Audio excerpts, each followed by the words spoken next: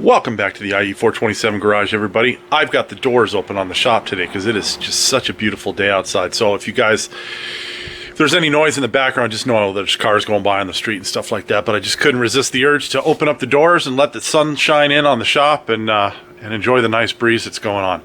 So, music update. We have, what is that? State of My Head by Shinedown. You know, I'm discovering all kinds of new music on my Disturbed channel. So I don't know if iHeartRadio has decided to upgrade or update their music library, but it's actually pretty good. I'm enjoying it. Michael's car is loaded in the trailer this morning. And so you know what that means. We're going to be going to Jeff Miller's really soon. Day after tomorrow, as a matter of fact. So what I'd love to get Jim's car up on the lift because with no brakes on it, it's just a pain in the neck to move right now. But since it's such a pain in the neck to move, I didn't want to move it and then have to move it again 2 days later. So I decided that I was going to push Pauline onto the lift, and I'm going to get a couple things done on Pauline today, and then hopefully tomorrow, which I'll have the entire day to work on a car, I'll make a decision probably first thing early in the morning whether or not I'm going to push Pauline off the lift and then get Jim's car over here, because I think I can take care of the stuff on Jim's car to get the brakes at least working and get the ball joint boots on the front taken care of in one day. That's going to make it just so much easier to move, because without the brakes, you know, there's a slope to the driveway outside the shop, and so it almost takes two people because I can't push it back in myself. I've thought about installing a cable winch on the lift to pull, you know, cars in, but then I'd have to bolt the lift into the ground too, and I'm not real excited about doing that. So we're going to work on some of the electrical on Pauline, and I'll come right back and I'll tell you what we're going to do.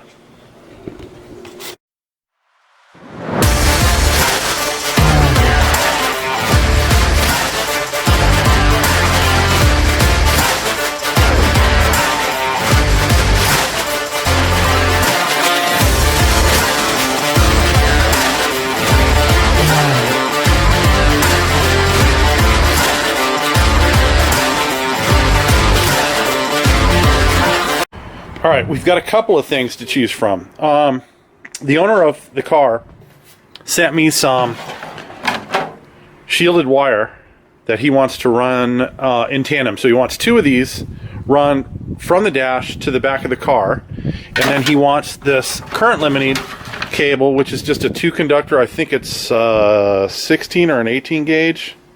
Let's see if I can read it. I can't read it. 18.2. He wants that run to the back as well. I think what his plans are is that he may eventually decide that he wants to put like a backup camera or something like that on Pauline, and so with those wires already back there, he can just wire that in later. And then with the shielded, I think it's a 2-pair, so there's 4 conductors inside that shielded cable. He has the flexibility to run other things too. We're not going to do that first. I think what I'm going to do is I'm going to take the fuse panel and I'm going to mount the fuse box into the fuse panel and then drill and cleco the fuse panel in place over in the driver's side footbox and see if we can get that portion of it started. And then I'll work on getting those wires down the tunnel. I only have a few hours left today that I can work on the car because I have another commitment this afternoon. So I'm going to see if I can't start on that, and I'll bring you guys back when I get a little bit farther along. Music update. Disturbed. What song was that? Voices. A couple things. It's the next day. You can see it's beautiful outside today. It was supposed to rain, and it actually did overnight into this morning, but about 10 o'clock this morning, sun came out and gave me an opportunity to do the yard work, and here we are. So, fuse box. Fuse box is mounted to the fuse panel. For those of you that are building one of these, this is the fuse box, this is the panel that it mounts to. And what I found in the last couple Ron Francis harnesses is that the panel doesn't always want to fit.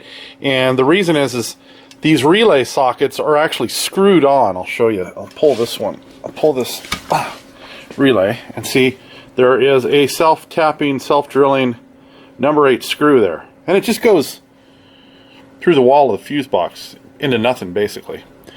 However, those don't always get put in the exact spot that they need to in order to clear the bracket.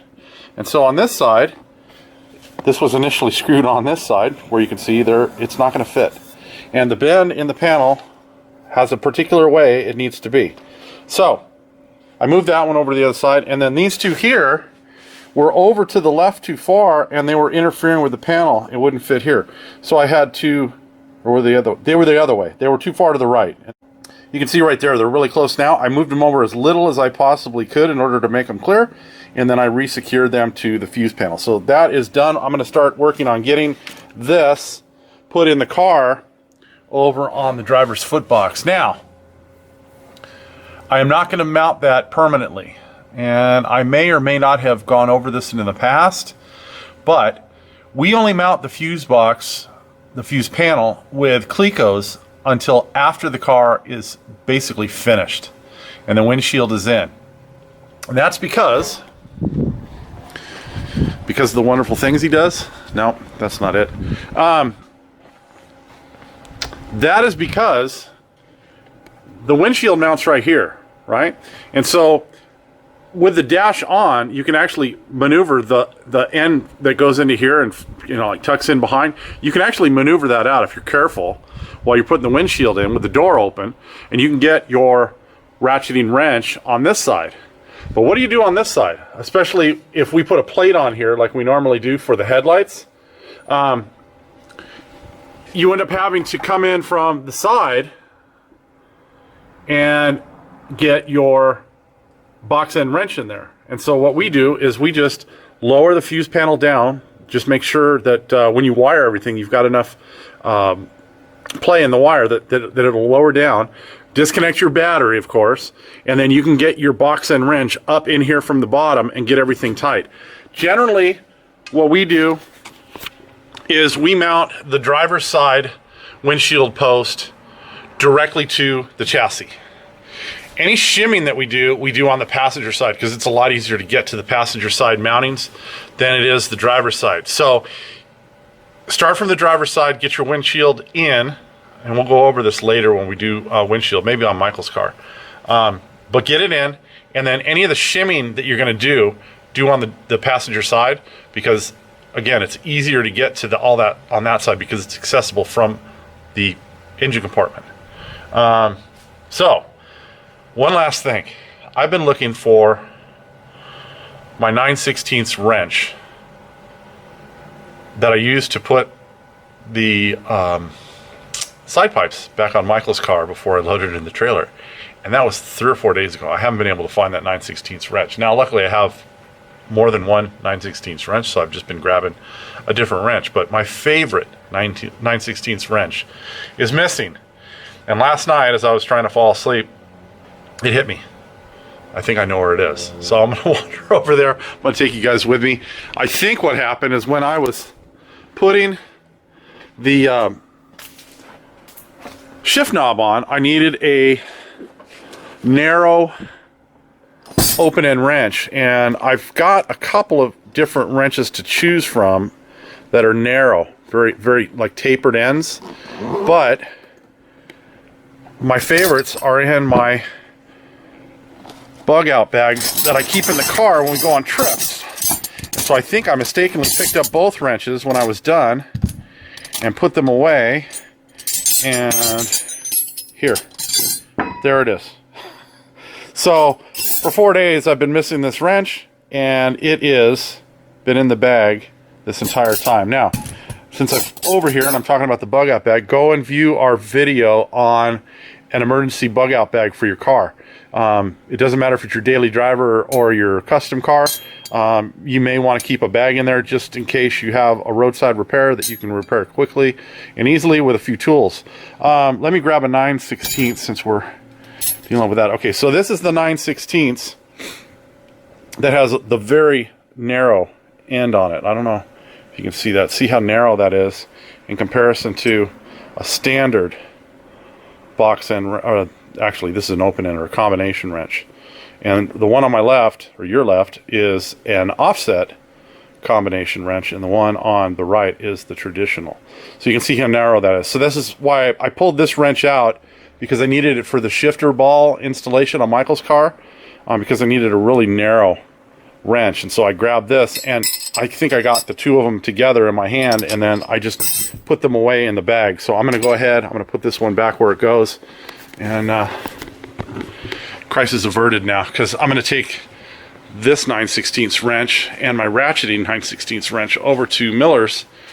So all those tools need to go into the trailer later today, so that we're ready to go in the morning to get Michael's body fitted to his car. So I'm going to work on getting that fuse box mounted, and I'll bring you guys back once I've got it in place and have you take a look at it. Another music update. POD. Beautiful. Fuse box is in. We got it mounted all up inside the foot box with some Clecos. I've got 2 across the side here and 2 across the front. I'll get that out of the way. And it looks really good. It's going to look that way for a little while. We'll figure out what we're going to do with some of this stuff. Traditionally, I bring the headlight switch through here, because we're going to mount the headlight switch in here unless there are some objections from the car owner. This will end up getting mounted. I'll probably lengthen this wire. The inertia switch will get mounted here. The hazard light switch will get mounted up in here as well. And then we'll just kind of start working our way through. Left the light on. And getting all these items taken care of. I'm probably going to start lowering the lift down and setting up some of this control wire, the shielded wire that the owner sent me, along with the current limiting cable that he sent me. We'll get that kind of set up to go to the back. I may just cut the wires to length right now, because I think what I'm going to do, is I'm going to run a single split loom down the passenger side of the transmission tunnel, and I'm going to run the seat heater wires for each side, both passenger and driver, in that same split loom, because it shouldn't interfere. The wire that he sent me is shielded, so there shouldn't be any interference on any of those heater cables or heater wires into the cable. So I think that's what I'm going to do on that. And I'm not ready to do the seat heaters yet, but I can cut the communication wires to length and kind of get them routed in place, so that when the time comes, I'll just pull them out really quick, stick them inside the split loom with the seat heater wires, and then we can get those all taken care of at once. So don't know if that's going to be today or not. I've still got to get tools put together and into the trailer for a trip to Miller's tomorrow. So I'm probably going to stop what I'm doing on the 25th anniversary car right now, and then I'm going to work on getting those tools together for our trip tomorrow. So I'll catch back up with you guys when I'm back working on this one. All right, it's been a couple days since I've been on the 25th anniversary car. I've got it back on the lift, and I am working on a couple of things. I'm working on getting the emergency brake handle and cables all squared away. I'm also working on getting what I hope is the last of the electrical wiring that is going to run down the transmission tunnel all squared away. So I'm working on that right now. I've actually got the harness, if you want to call it that, all loomed right here, and I'm in the process of raising the car up, and then I'm going to position it on one side of the transmission tunnel or the other. I'm just going to kind of see where it lays out the best. Some of the wiring that's in here is the seat heater wiring, so these are the pigtails for the seat heaters. That's one. This is the other one right here. And then I've got some shielded cable and a power limiting cable, which are going to be used down the line by the car owner, most likely for a backup camera or something like that. So I'm going to work on getting that kind of put in place. And once I'm fairly certain it's going to stay where I've got it, I'm probably going to drill some holes over in the corners here, either right here or right here, for the seat heater grommets, so that we can get those seat heater wires in through the wall of the transmission tunnel and get that all squared away. Quick update, music update, Allman Brothers, Revival. It's a pretty cool song. So I'm going to get the lift up in the air a little higher and see if I can get that harness put in place. Aerosmith, 3 Mile Smile. All right, I've got this harness and the rear harness pretty much in place now. I had the rear harness just kind of held up with zip ties, but since I was under here, I decided to go ahead and put the cushion clips on for that as well. The front part of this harness we added is just hanging down, and I'm gonna just kind of throw it up over the dash right now until I determine where we're gonna drill through the firewall for that, because I want to figure out where the heater's gonna go. And I can't figure out where the heater's gonna go until we get the engine in, because we've got a heater going in, we've got wipers, which are a royal pain in the rear, and I'm going to run out of real estate on the front of the firewall pretty quick, and so I don't want to drill a hole in the wrong spot. So honestly, the farther over to the driver's side I can drill it, probably the better, but I'm just going to wait for now. I'm just going to leave it up and over so it's out of our way, so when we go to put the engine in the trans in, it'll go in there. So let me turn you around here, and we'll take a look and see what I got. All right, I think I'm going to start on the driver's side because I got the light pointing that way anyway. So this is the rear harness that we had previously put in, and I've got it strapped, three spots. And I try to tuck this in as close to the panel as I can here. So if you turn the cushion clips around, so the round side of it is facing the panel, you can get them to tuck in tighter.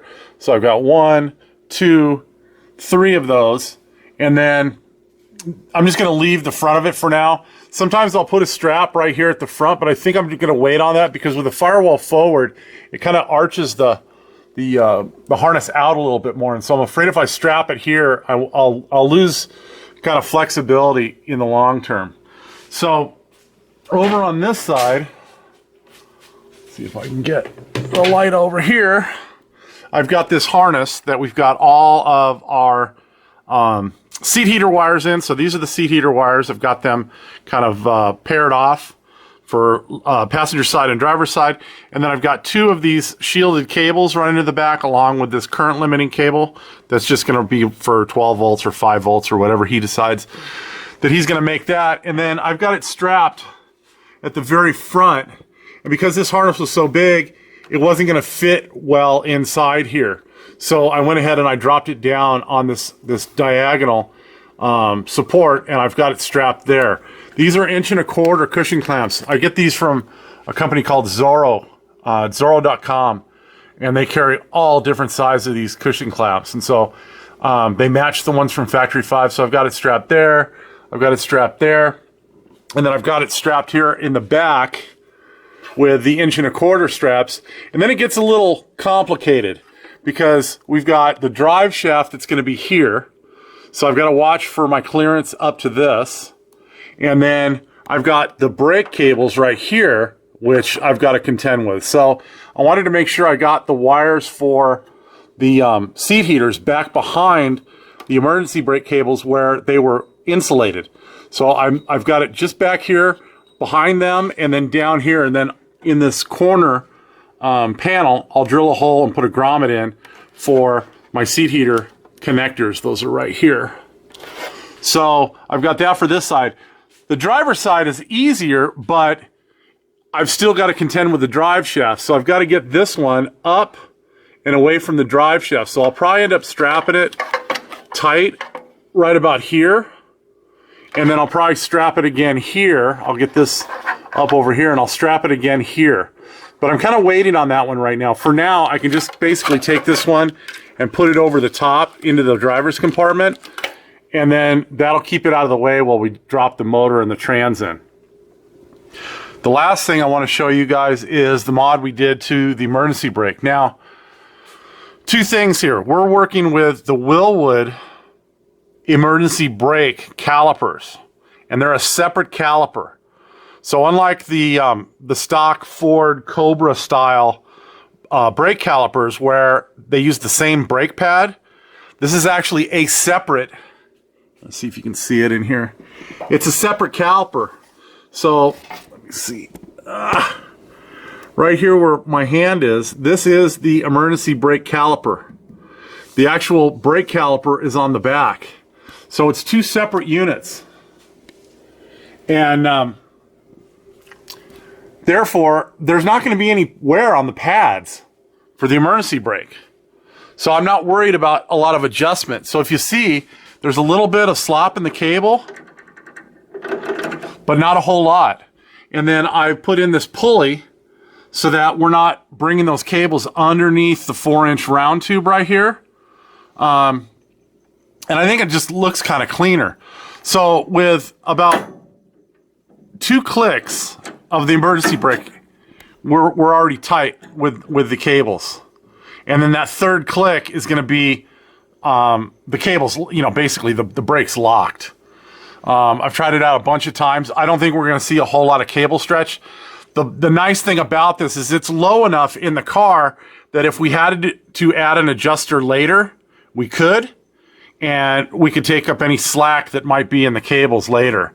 I left 3 different holes, mounting holes in here for the clevises, so that he can use those to tighten up the cables as well. It's going to be more effort to pull the handle with them farther down on this extension that we made, but he'll at least be able to have some adjustment.